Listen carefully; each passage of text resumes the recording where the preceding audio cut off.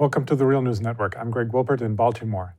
A ship with about 250 refugees from sub-Saharan Africa sank off the coast of Libya last week, drowning as many as 150 of them. This makes the shipwreck the deadliest such incident so far this year.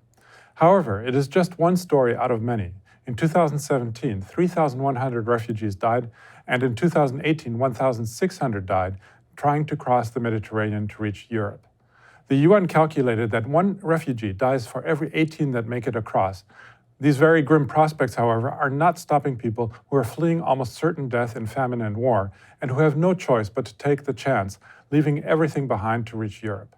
Here's what an Eritrean survivor of the shipwreck off of Libya had to say about his experience.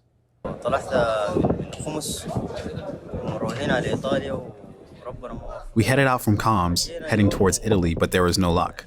We sailed for a day, for around 15 or 16 hours. Then they brought us here, and thank God we made it safely. We had no luck, but thank God we made it here safely. Italy's right-wing interior minister, Matteo Salvini, recently closed Italy's ports to all refugee ships trying to dock in Italy. The Salvini government has even gone so far as to arrest the captain of a rescue ship, Claudia Rackete, of the organization Sea-Watch.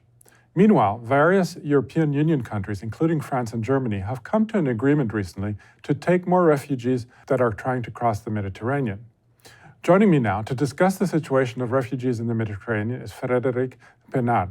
He's a humanitarian worker who has been engaged in various international NGOs around the world over the past 20 years and is now Director of Operations of the European Search and Rescue Organization SOS Mediterranean. Thanks for joining us today, Frederic. Good evening. So tell us about the organization SOS Mediterranean. Exactly what do you do and what kinds of obstacles do you encounter in your work? So SOS Mediterranean is an organization from the Civil Society of Europe that was founded 3 years ago. And like many organizations, we were funded, in our case, by seafarers because we found that the inaction of European states on their southern border was unacceptable, that people drowning at sea should not happen in the 21st century. So that's why we gather our strengths and funded the organization to actually save lives at sea, which is something that has been going on for centuries, that seafarers do on all oceans, and there should be no difference in the Mediterranean Sea. And what kinds of obstacles do you encounter in your work right now, and specifically in this case of trying to rescue people who are trying to cross the Mediterranean? The difficulty today in the Mediterranean Sea is that states are shifting away from their responsibilities. There's been maritime conventions that have been signed for decades now, and the states do not respect actually what the maritime conventions demand.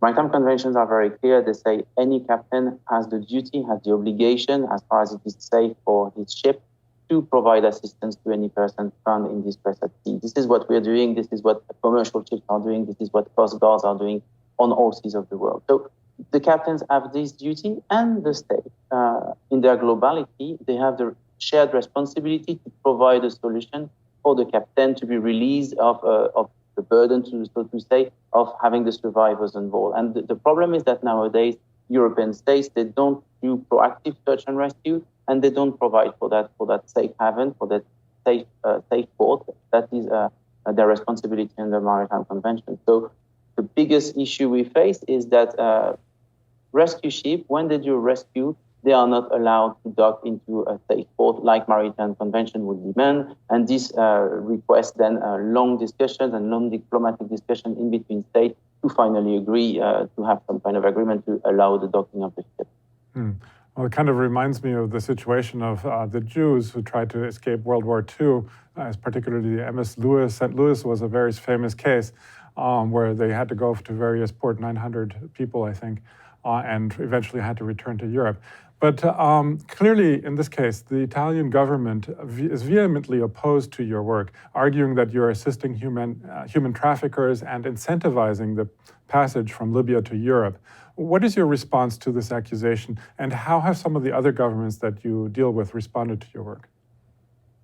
Well, the pull factor is something that has never been proven, that it's not a fact, actually. It's just a fake news that has been going on, and to discredit the work of rescuers and humanitarian NGOs. Unfortunately, the good example of that the fact that the pull factor doesn't exist, is the fact that nowadays there's very little NGO at sea, or sometimes no NGO at sea, no rescue NGO, because they are blocked, they are being criminalized, and still people are crossing because there's no pull factor, there's a push factor. It's the situation in Libya that pushed the people out on these very unsafe boats or pieces of rubber on which they take great risk to cross the Mediterranean. And this is not because there is the possibility that they are going to be rescued, because at the moment there is very little possibility for people to be rescued. So there's a real push factor for this from the situation in Libya.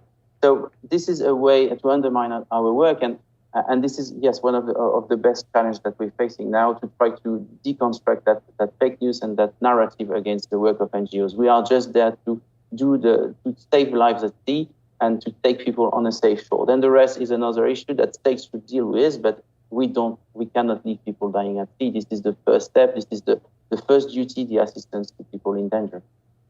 Now, how do you see the responsibility of European governments for taking in refugees? I mean, is it mainly an issue of more responsibility to take in people in need, as you mentioned in the beginning, or is there more involved in terms of the European responsibility for the causes of migration, such as climate change or war in Africa? The pattern is complicated. Why do people cross is always complicated. This has been going on for years, and this is far beyond and far more complex from what an NGO could say. What is the primary responsibility before trying to solve the other problem is to respect that duty to assist people in danger and to provide them with a safe haven. And in that, the European states have been failing. They've been failing in their solidarity, because they've been leaving thousand states in Europe facing that situation quite alone without solidarity. The backlash of that is what we see now with the policy of Italy of closing the port. And what we need is a virtuous circle of good-willing states trying to establish the necessary solidarity in between themselves to organize that very minimal effort, which is completely possible for a continent like Europe, is to organize a safe system for people not to be dying at sea and to be rescued when they need to be rescued. Then the rest, I mean, obviously there is a whole need of things to tackle the roots of this migration, and first of all, to tackle the issue of the conflict in Libya, which is the one pushing people out at the moment. Mm-hmm. Okay, well, we're going to have to leave it there for now. I'm speaking to Frederic Penard, Director of Operations of the European Search and Rescue Organization SOS Mediterranean. Thanks again, Frederic, for having joined us today. Thanks, Craig. And thank you for joining the Real News Network.